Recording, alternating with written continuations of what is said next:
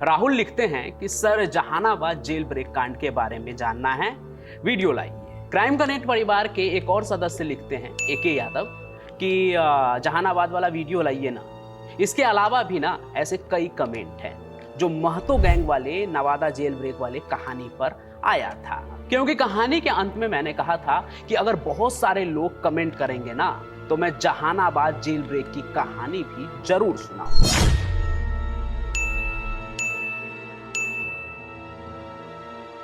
वही jail break जो हुआ तो बिहार में था, लेकिन आज तक वैसा जेल ब्रेक ना तो कहीं भारत में हुआ है ना ही पूरे एशिया में। वैसा खतरनाक जेल ब्रेक आज तक नहीं हुआ। लेकिन इससे पहले कि मैं कहानी शुरू करूं, आइए थोड़ा सा ना इसको रिलेटेबल बनाते हैं ताकि लोग समझ पाए कि ये जेल ब्रेक था कौन सा। क्योंकि नवादा वाली कहानी तो कई लोगों को देखने में इसलिए भी मजा आया होगा ना, क्योंकि नीरज पांडे की सीरीज खाकी में भी उसे दिखाया गया था। बाकी सीरीज इतनी हिट रही कि नीरज पांडे सीजन 2 भी लेकर आ गए। हालांकि सीजन 2 में बिहार नहीं बंगाल था और सीजन 2 में विलन का रोल किया था ऋतिक भौमिक ने। पहचानते हैं ना इन्हें? ये वही एक्टर भी है जिन्होंने बहुत ही चर्चित म्यूजिकल सीरीज बंदिश बैंडिट में लीड रोल किया था। लेकिन इन सभी चीजों से पहले ऋतिक ने एक ऐसे सीरीज में काम किया था जिसके बारे में बहुत कम लोग जानते होंगे।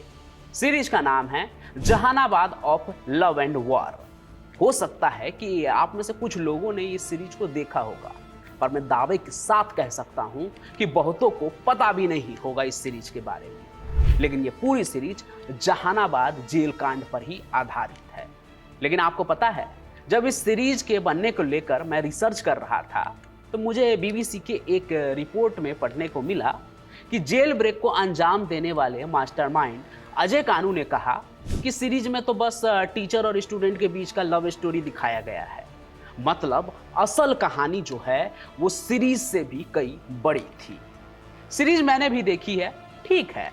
अब उनका मकसद तो लोगों को एंटरटेन करना होता है ना, सो मिर्च मसाला तो वो लगाएंगे ही। बाकी सच बताने के लिए यहाँ आपका पंचम है ही। तो आइए सीधे आपको जहानाबाद जेल ब्रेक की कहानी ही सुनाते हैं। उस जेल ब्रेक की कहानी जिसके आगे महतो गैंग का नवादा जेल ब्रेक भी फेल है। इसलिए अपनी कुर्सी की पेटी बांध लीजिए, क्योंकि आज की कहानी में हवाई जहाज से भी ज्यादा टर्बुलेंस महसूस होगा। रणवीर सेना वर्सेज माओवादी की लड़ाई में यहाँ गोलियां चलेंगी, लाशें गिरेंगी और बम भी फूटेगा। बस आप चैनल को सब्सक्राइब करके बने रहिए इस सफर में मेरे साथ अंत तक। 13 नवंबर 2005 की रात की बात है। इस महीने में कड़ाके की ठंड पड़ती है, लेकिन बिहार की हवा में चुनावी सरगर्मी फैली हुई थी, क्योंकि उस दौरान बिहार में राष्ट्रपति शासन लगा हुआ था। राज्य के कोने कोने में चुनावी ड्यूटी में लगे पुलिस वाले अर्धसैनिक बल थके हारे मतदान केंद्रों पर अपनी तैनाती निभा रहे थे। यह वही साल भी था जो बिहार के जंगल राज के लिए टर्निंग पॉइंट साबित हुआ, क्योंकि इसके बाद राज्य में सरकार बदल गई थी। लेकिन जिस रात की बात हम आपको बता रहे हैं ना, उस रात चुपचाप बिहार के एक कोने में एक और योजना जो है ना आकार ले रही थी। एक ऐसी योजना जो इतिहास के पन्नों को खून और बारूद की गंध से रंगने वाली थी। जहानाबाद बिहार का वही जिला था जिसको माओवादी अपना लाल किला कहते थे। उसी जिले के जेल के अंदर ऐसी खिचड़ी पक रही थी जो एक युद्ध में बदलने वाला था। जेल के अंदर दो गुट थे, एक भूमिगत माओवादी विचारधारा से लैस कैदी, तो दूसरी तरफ जमींदारों की रक्षा के लिए बनी निजी सेना रणवीर सेना के कट्टर समर्थक भी उसी जेल के अंदर बंद थे। तो कहने को ये कैदियों का जेल था, लेकिन अंदर ही अंदर युद्ध पल रहा था। फिर यहीं से एक आग उठी जिसे हवा देने वाला तैयार बैठा था। जेल के अंदर मौजूद अजय कानू। अजय कानू कौन था और आज क्या है, इसमें बहुत अंतर है। लेकिन उन दिनों वो माओवादी संगठन का एक अहम कमांडर था, जिसने बिहार के गया, औरंगाबाद और जहानाबाद जिला में नक्सली एक्टिविटी को ऑर्गेनाइज स्ट्रक्चर दिया। वो कई पुलिसकर्मियों की हत्या, रेलवे ट्रैक उड़ाने और सरकारी संपत्तियों को नुकसान पहुंचाने जैसे गंभीर मामलों में वांटेड था। जैसे साल 2003 में पुलिस ने एक मुठभेड़ के बाद गिरफ्तार किया और जहानाबाद जेल में बंद कर दिया। लेकिन जेल के भीतर भी अजय कानू माओवादी विचारधारा का प्रचार करता रहा और अंदर से ही अपने लोगों से कांटेक्ट भी करता रहा। जेल के अंदर वो अपनी इमेज एक जिम्मेदार नागरिक वाला भी रखता है, जिसे जेल के हर नियम कायदे का पता था, जैसे कैदियों को मिलने वाली सुविधा, जेल के अंदर फैला भ्रष्टाचार, कैपेसिटी से ज्यादा कैदी होना, सब कुछ। और वो इन सभी चीजों को लेकर बवाल भी काटता रहता और अपने लोगों के बीच हीरो बनता जा रहा था। लेकिन इन सभी चीजों के बीच कुछ और भी पक रहा था। साल 2005 में जब राज्य में राष्ट्रपति शासन और चुनाव का दौर था, तब पीएलजीए यानी पीपुल्स लिबरेशन गोरिल्ला आर्मी और माओवादी नेताओं ने ऑपरेशन जेल ब्रेक की प्लानिंग शुरू कर दी, जिसमें मेन मोटिव था अजय कानू को भगाना और रणवीर सेना के बंदियों की जान लेकर उनसे बदला लेना। इस ऑपरेशन की रणनीति माओवादी कमांडरों ने महीनों पहले तैयार की थी, जिसमें नकली पुलिस वर्दी, हथियारबंद दस्ते और जेल की आंतरिक सुरक्षा की पूरी जानकारी का इस्तेमाल किया गया। फिर आई तारीख 13 नवंबर 2005 की। माओवादियों के लिए यह महज एक तारीख नहीं थी, एक प्रतीक था, एक सिंबल था सत्ता के खिलाफ हथियार उठाने की। तो ये कोई अचानक हुई प्लानिंग नहीं थी, बल्कि फुल्ली ऑर्गेनाइज्ड प्लान था। यहां तक कि हमले की तारीख को भी प्रतीकात्मक ही चुना गया, 13 नवंबर, जो रूसी क्रांति का वर्षगांठ था। तो आते हैं अब उस रात की ही कहानी पर। माओ के लिए प्लान फिक्स था, अपने साथियों को छुड़ाना है और रणवीर सेना के चुनिंदा लोगों को उनके किए की सजा भी देनी है। इसके अलावा भी उन्हें सरकार को भी एक मैसेज देना था कि अब वो सिर्फ जंगलों तक सीमित नहीं है, बल्कि बाहर निकलकर भी वार कर सकते हैं।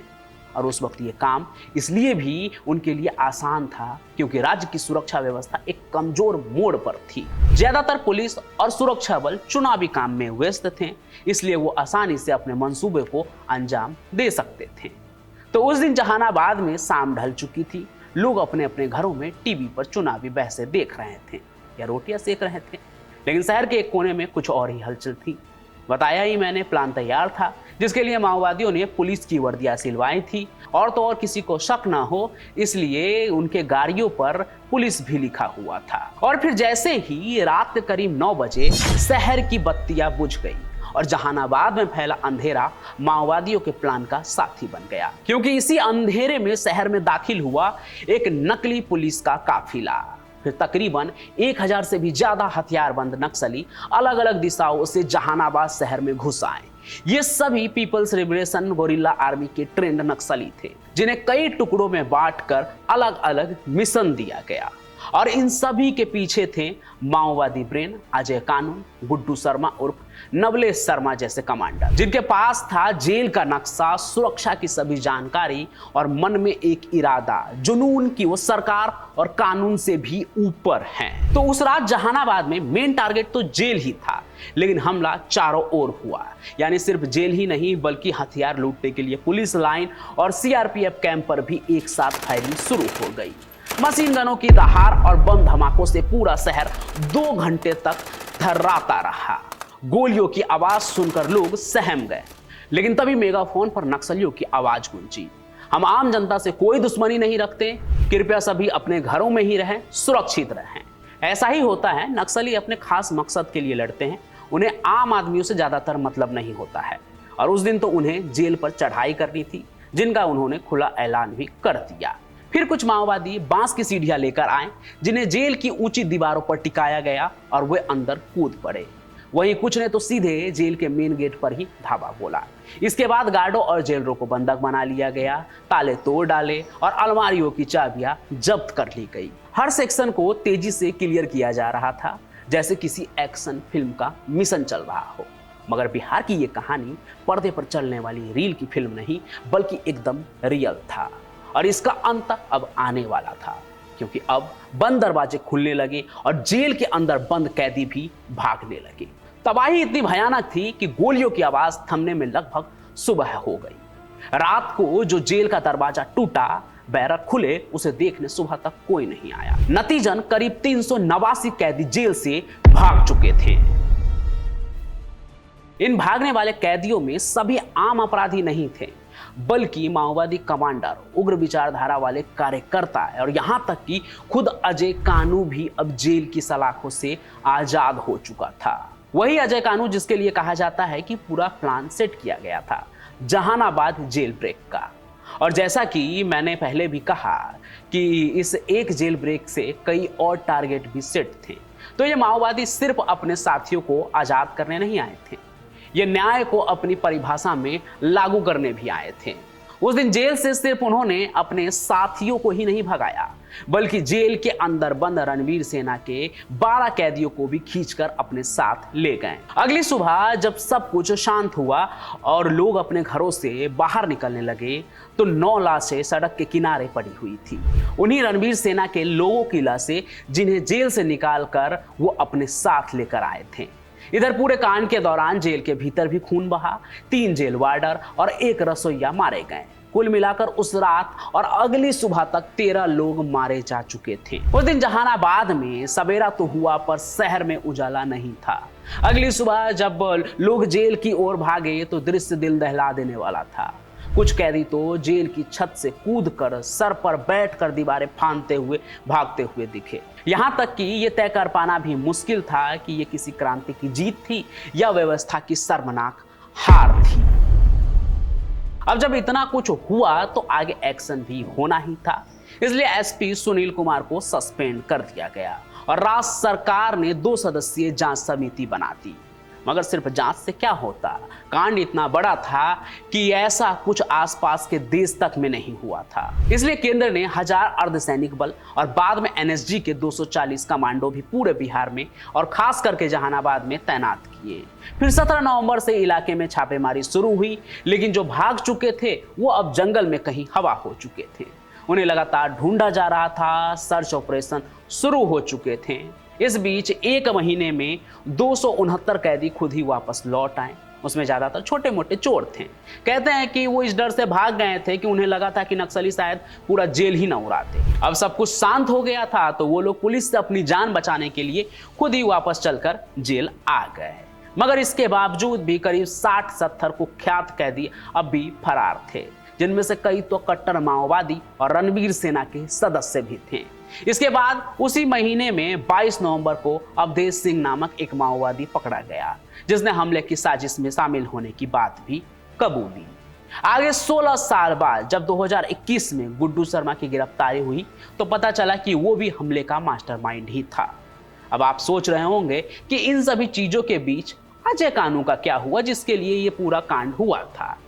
तो सुनिए, जहानाबाद जेल की दीवारें फांदकर भागने वाला वो नाम अजय कानू कुछ समय तक जैसे वो हवा हो गया था। कोई नहीं जानता था कि वो कहाँ है, किस जंगल में वो छिपा हुआ है, किस गांव में पनाह लिए बैठा हुआ है। लेकिन कानून की नजरें तेज होती है। फरवरी 2007 में बिहार पुलिस ने उसे धर दबोचा। धनबाद से कोलकाता भागने वाला था, उस वक्त उसे गिरफ्तार कर लिया गया। उसके नाम पर 42 आपराधिक मुकदमे दर्ज हो चुके थे। लेकिन अजीब बात यह थी कि उनमें से 36 में वो बरी भी हो चुका था। जहानाबाद जेल ब्रेक का गुनाह उसके सिर पर था, लेकिन किस्मत देखिए, दिसंबर 2019 में पटना हाई कोर्ट से उसे जमानत मिल गई और जनवरी 2020 की सर्द सुबह में वो एक बार फिर से जेल से बाहर आ गया, एकदम आजाद। पर अब का जो ये अजय कानू है वो जंगल वाला नहीं था। अब उसने बंदूक की जगह झंडा उठाया, लोकहित अधिकार पार्टी का झंडा। बिहार प्रदेश अध्यक्ष बना और सीधा सियासत के मैदान में कूद पड़ा। लालू यादव से अपनी पत्नी के लिए लोकसभा का टिकट भी मांगा, लेकिन वो टिकट शायद उसे मिल नहीं पाई। पर इससे एक बात तो साफ हो गई कि अब वो खुद को नेता मान बैठा था। अब वो नक्सली वाले फेज से बाहर निकल चुका था। आज अजय कानू जमानत पर बाहर है, राजनीति में भी हलचल मचाता रहता है, लेकिन पीछे की परछाइयां अब भी पीछा नहीं छोड़ती है। उसके खिलाफ अब भी कई केस कोर्ट में चल रहे हैं। पटना के बेऊर जेल की अदालत में बार बार वो पेश होता रहता है। यानी भले ही वो जेल की दीवारें लांघ गया हो, पर कानून की गिरफ्त अब भी ढीली नहीं पड़ी है। तो अब अंत में आपसे यही कहूंगा कि जो वादा किया था वो मैंने पूरा किया। नवादा के बाद जहानाबाद जेल ब्रेक की भी कहानी मैंने आपको सुना दी। और अगर आप अभी भी मुझे सुन रहे हैं तो इसका मतलब ये है कि आप अंत तक मेरी कहानियों को देखते हैं और इसके लिए बहुत बहुत धन्यवाद। और मुझे पता चले कि कौन कौन लोग क्राइम कनेक्ट की कहानियां एकदम अंत तक देखते हैं तो वो अपना नाम भी जरूर कमेंट करें। साथ ही ये भी लिखें कि इसके साथ ही क्या आप आगे ये भी कहानी सुनना चाहते हैं कि रणवीर सेना की क्या कहानी थी, बिहार में उनका कैसा दबदबा था। तो नाम के साथ ये चीज भी आप कमेंट कीजिए, साथ ही साथ आज की वीडियो को लाइक कीजिए, ज्यादा से ज्यादा शेयर कीजिए और साथ ही साथ इस चैनल को सब्सक्राइब भी कर लीजिए, ताकि जब भी मैं कोई नई वीडियो लेकर आऊं तो उसका नोटिफिकेशन आप तक सबसे पहले पहुंचे। बाकी मैं पंचम प्रकाश अपनी कहानियों के साथ ऐसे ही हाजिर होता रहूंगा। तब तक के लिए आपका बहुत बहुत धन्यवाद।